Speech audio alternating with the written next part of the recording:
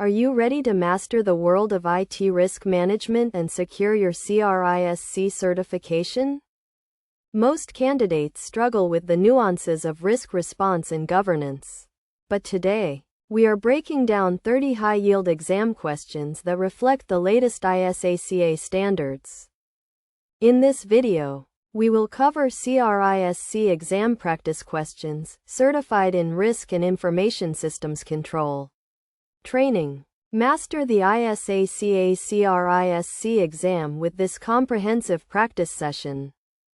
In this video, we cover the 4 essential domains of the CRISC exam: governance, IT risk assessment, risk response and reporting, and information technology and security.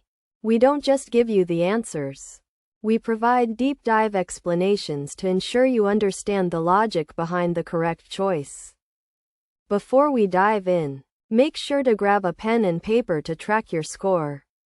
Let's see how many you can get right. Which of the following is the primary reason for aligning IT risk management with enterprise risk management? Option A. To ensure that IT risk is managed in isolation by IT experts.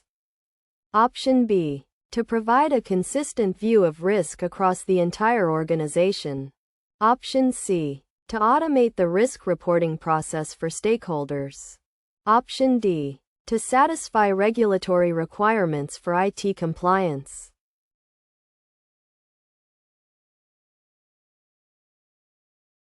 The correct answer is B. Aligning IT risk management with ensures that IT-related risks are considered in the context of the organization's overall risk appetite and business objectives. This integrated approach allows senior management to see a consolidated view of risk, ensuring that resources are allocated to the most critical threats facing the business. Isolated management, choice A, leads to silos, while automation, choice C, and compliance, choice D, are secondary benefits rather than the primary strategic reason for alignment. An organization is performing a qualitative risk assessment. What is the most important outcome of this process? Option A. A precise monetary value of potential losses. Option B. A prioritized list of risks for further action. Option C. A comprehensive list of all possible technical vulnerabilities. Option D. A calculation of the annual loss expectancy. ALE.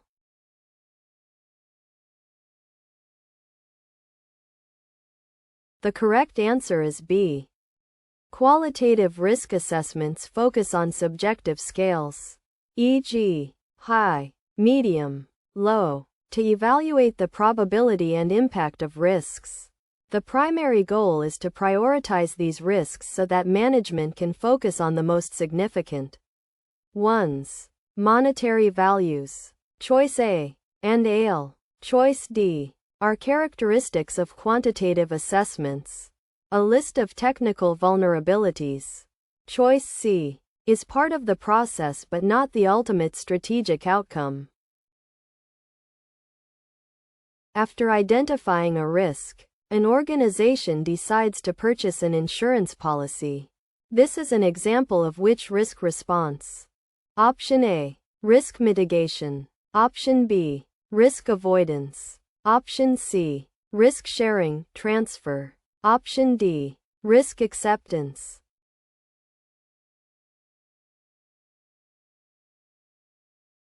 The correct answer is C. Risk sharing or transfer involves shifting the financial burden of a potential loss to a third party, such as an insurance company or an outsourcing partner. Mitigation, choice A, involves implementing controls to reduce the risk. Avoidance, choice B, involves exiting the activity that causes the risk. Acceptance, choice D, means acknowledging the risk and taking no action to reduce or transfer it. Who has the ultimate responsibility for the management of IT-related risk within an organization?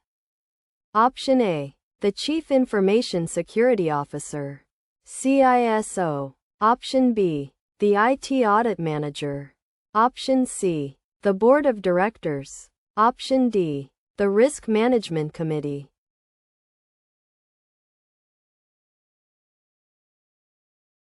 The correct answer is C. While the CISO and Risk Committee handle the day-to-day operations and oversight of risk, the Board of Directors is ultimately accountable for the governance of the organization, which includes ensuring that a robust risk management framework is in place and aligned with business goals. They set the tone at the top and the risk appetite for the entire enterprise. Which of the following best describes inherent risk? Option A, the risk remaining after all controls are implemented. Option B, the risk that exists before any management action or controls are applied. Option C, the risk caused by the failure of a specific control. Option D, the risk associated with third-party vendors.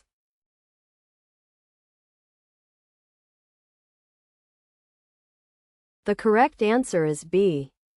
Inherent risk is the level of risk that exists in the absence of any internal controls or mitigation strategies. It represents the natural level of risk. Residual risk. Choice A is the risk that remains after controls are in place. Understanding inherent risk is crucial for determining how much effort and investment is required to bring the risk down to an acceptable level. When developing key risk indicators, CRISC, which characteristic is most essential for their effectiveness? Option A, they must be based on historical data only. Option B, they must be qualitative in nature. Option C, they must be leading indicators and measurable.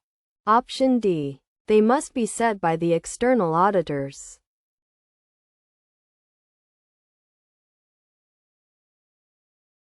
The correct answer is C. Effective CRISC should be leading indicators. Predictive, rather than lagging indicators. Historical, they must be measurable and quantifiable to provide early warning signals that a risk is approaching or has exceeded predefined thresholds. This allows management to take proactive action before the risk impacts the business. Qualitative indicators, choice B, are often too subjective for effective monitoring. If a risk is determined to be within the organization's risk appetite, what is the most likely response? Option A, avoidance. Option B, transfer. Option C, acceptance. Option D, mitigation.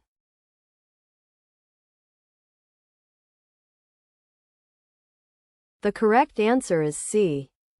Risk appetite is the amount of risk an organization is willing to accept in pursuit of its objectives. If a risk falls within this boundary, the organization may choose to accept it, meaning they monitor the risk but do not invest in further mitigation or transfer strategies, as the cost of the control might outweigh the benefit. The primary goal of a risk management framework is to: Option A, eliminate all IT risks. Option B, ensure compliance with all international standards. Option C, support the achievement of business objectives.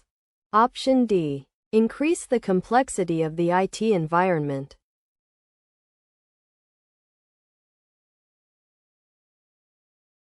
The correct answer is C. Risk management is not about eliminating risk, which is impossible, but about managing it to a level that allows the business to achieve its goals. A framework provides a structured approach to identifying, assessing, and treating risks so that the organization can operate effectively and make informed decisions. What is the primary benefit of using a scenario-based risk assessment method? Option A, it focuses solely on technical vulnerabilities. Option B, It helps in identifying risks that may not be captured by traditional checklists. Option C. It is faster and less expensive than other methods.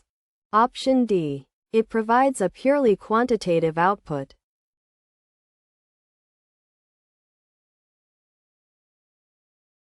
The correct answer is B. Scenario-based risk assessment involves creating narratives of potential future events. This encourages out-of-the-box thinking and helps identify complex or emerging risks that standard checklists or historical data might miss. It is particularly useful for assessing multi-factor risks where various events happen in sequence.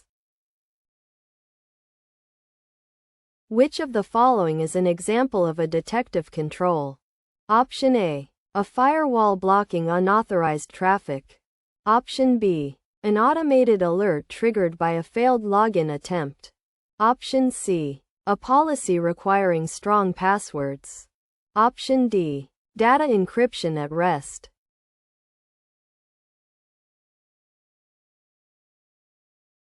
The correct answer is B.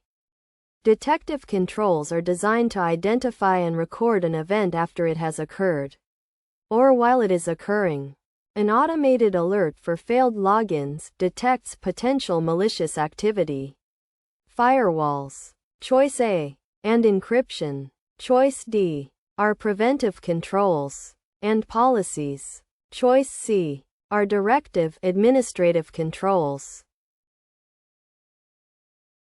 In a risk assessment, impact is defined as the Option A. Probability of a threat occurring. Option B. Weakness in an information system. Option C. The magnitude of loss or harm if a threat exploits a vulnerability. Option D. The frequency of a specific type of attack.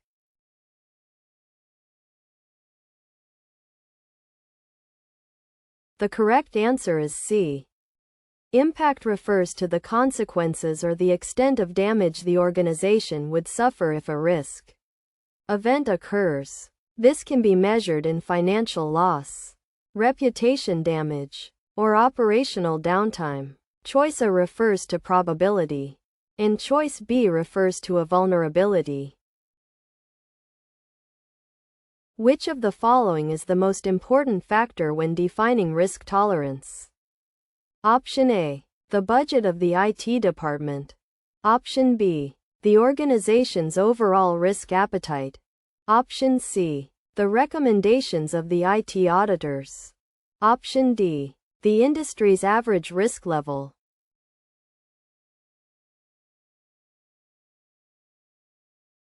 The correct answer is B. Risk tolerance is the acceptable level of variation relative to the achievement of a specific objective. It must be derived from and aligned with the broader risk appetite set by the organization's senior leadership. While budget and industry standards matter, they should not dictate tolerance levels independently of the enterprise's strategic risk stance. What is the primary purpose of a risk register? Option A. To store the organization's security policies. Option B. To track the status and ownership of identified risks. Option C. To serve as a user manual for IT systems.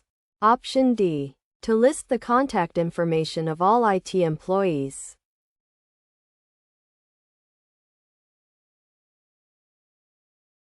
The correct answer is B.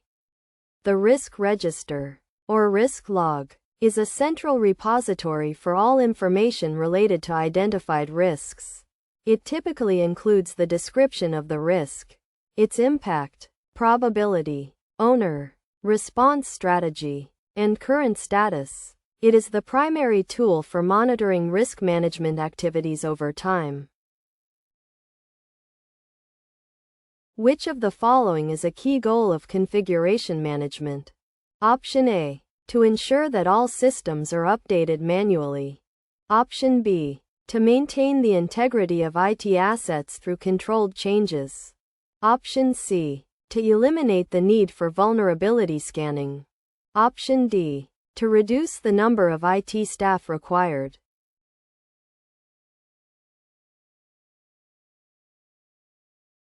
The correct answer is B.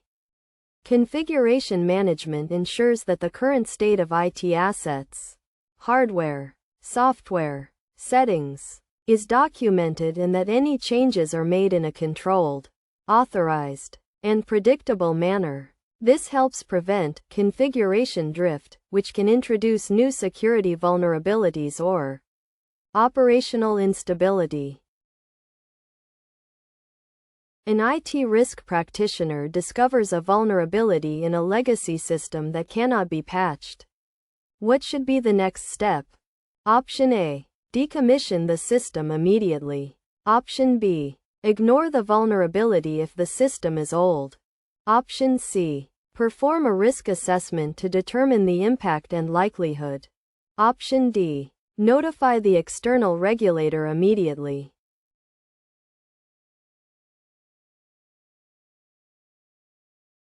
The correct answer is C. Before taking any drastic action, like decommissioning, or deciding to accept the risk, the practitioner must first understand the risk's significance. A risk assessment evaluates how likely it is that the vulnerability will be exploited and what the business impact would be. Based on this analysis, compensating controls or other responses can be proposed. A business impact analysis, BIA, is most useful when determining Option A. The best antivirus software for the organization. Option B. The recovery time objective, RTO, for critical processes. Option C. The annual training budget for IT staff. Option D. The physical location of the data center.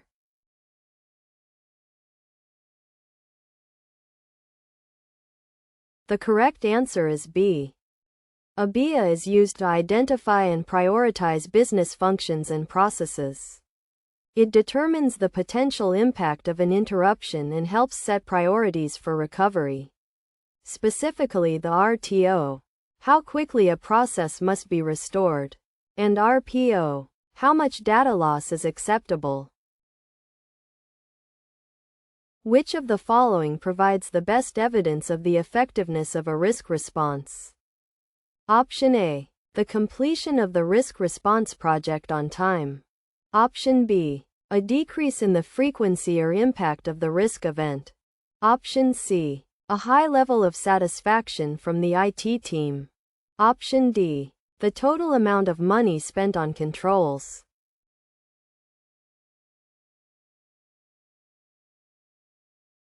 The correct answer is B.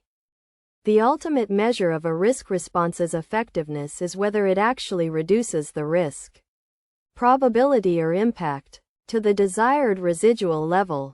Completing a project on time. Choice A. Or spending money. Choice D. Does not necessarily mean the risk has been mitigated effectively. Business continuity planning, BCP, is primarily concerned with Option A. Restoring the IT infrastructure after a fire. Option B. Maintaining business operations during and after a disruption. Option C. Backing up databases every night. Option D. Ensuring the company's website is never down.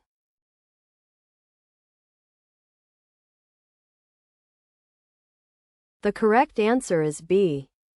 BCP is a broad set of procedures and information which is developed, compiled, and maintained in readiness for use in the event of an emergency or disaster.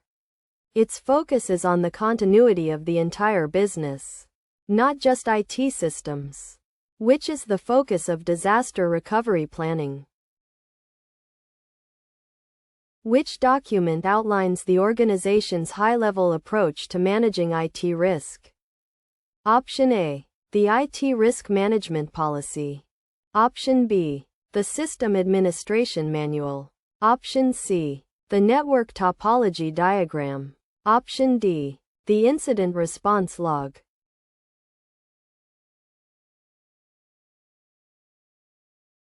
The correct answer is A.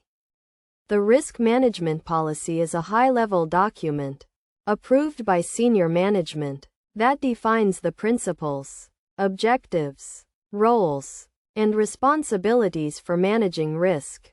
It provides the mandate for all other risk-related activities. What is the role of threat intelligence in risk assessment? Option A. To automatically block malware on endpoints. Option B. To provide updated information about emerging threats and actor tactics. Option C. To replace the need for internal audit reviews. Option D. To manage the organization's legal compliance.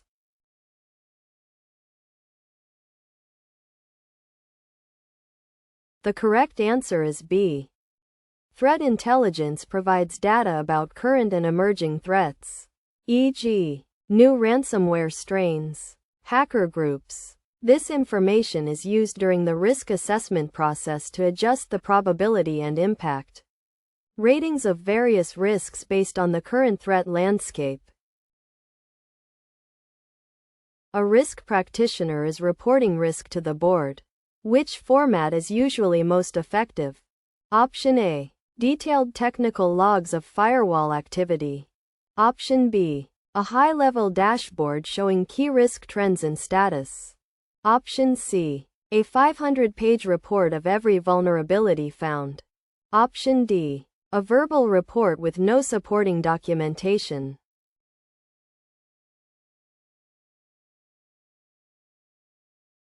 The correct answer is B. Boards of directors need concise, actionable information. High-level dashboards that use visual aids, like heat maps or trend lines, to show current risk levels against the organization's risk appetite are the most effective way to communicate risk at the executive level. The principle of least privilege states that users should be given Option A. Access to all files they might ever need. Option B. Only the minimum access necessary to perform their job functions. Option C. Administrative rights to their own workstations. Option D. The same level of access as their immediate supervisor.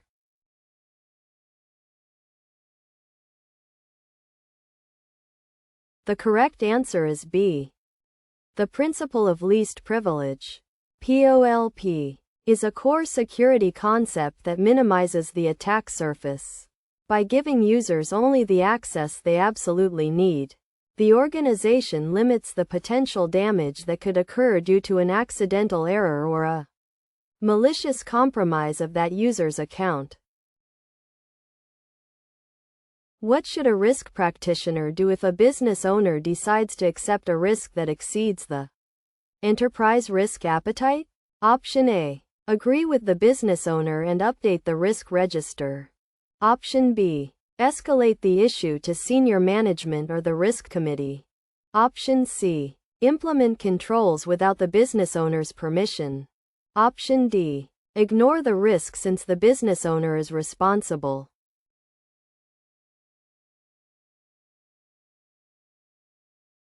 The correct answer is B.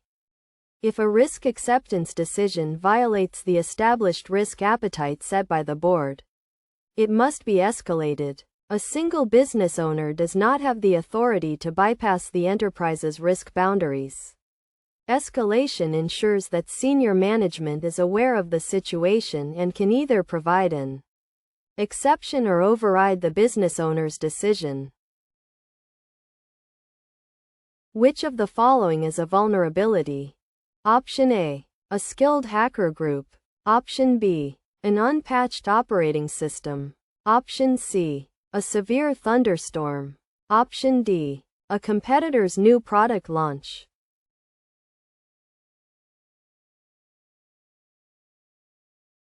The correct answer is B. A vulnerability is a weakness in an asset or control that can be exploited by a threat. An unpatched OS is a classic technical vulnerability.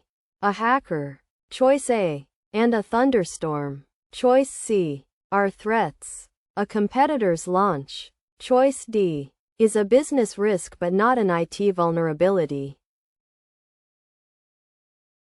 The process of verifying that a risk response has been implemented as planned is called Option A, risk assessment. Option B, risk monitoring. Option C, risk identification. Option D, risk treatment.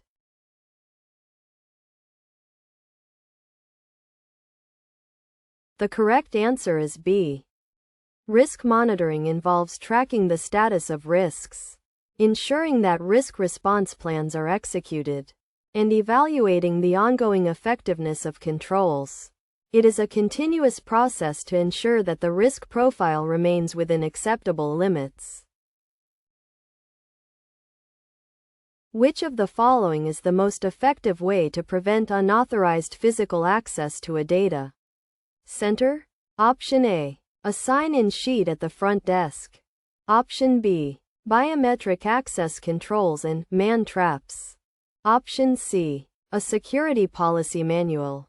Option D, surveillance cameras at the exit.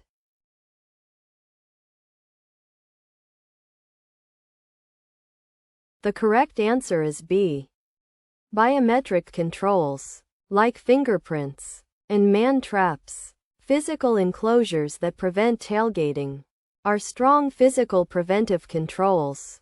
A sign-in sheet is easily bypassed. A policy is directive, and cameras at the exit are detective, forensic after the fact. Who should ideally participate in the development of IT risk scenarios? Option A, only the IT department. Option B, external auditors only. Option C, a cross-functional team of IT and business representatives. Option D, the legal department only.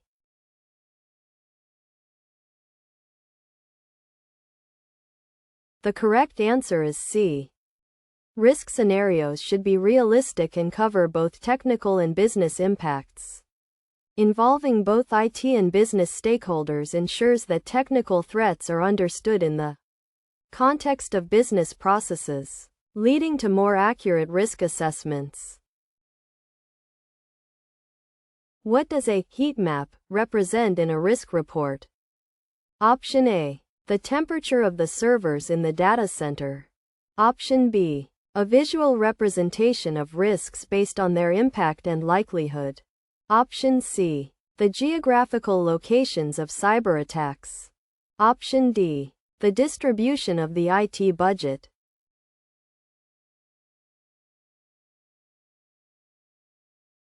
The correct answer is B. A risk heat map is a 2D grid where one axis represents likelihood, probability, and the other represents impact, severity. Risks are plotted on this grid to help stakeholders quickly visualize which risks are the most critical, usually in the top right, red, quadrant. What is the primary purpose of a change management process? Option A, to ensure all changes are made as quickly as possible. Option B, to prevent any changes from being made to the system. Option C, to minimize the risk of disruptions caused by changes. Option D, to increase the workload of the IT team.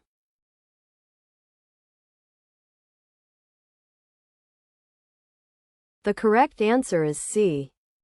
Change management ensures that changes to IT systems are documented, tested, and approved before implementation. This structured approach reduces the likelihood that a change will cause system downtime, security vulnerabilities, or other negative impacts. Which of the following is a primary benefit of a well-defined risk culture? Option A, employees are more likely to identify and report risks. Option B, the organization can stop hiring security experts. Option C, all risks will be automatically eliminated. Option D, regulatory fines are guaranteed to be zero.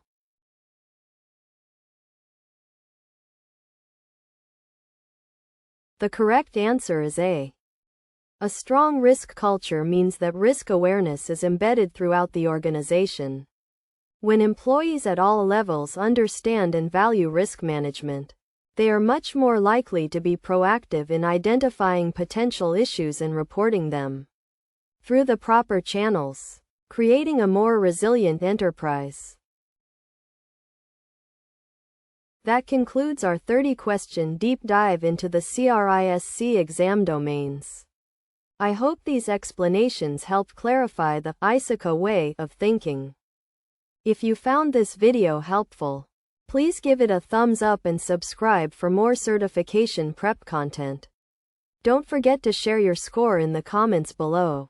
For a complete set of full-length practice exams and premium study materials, check the link in the description below.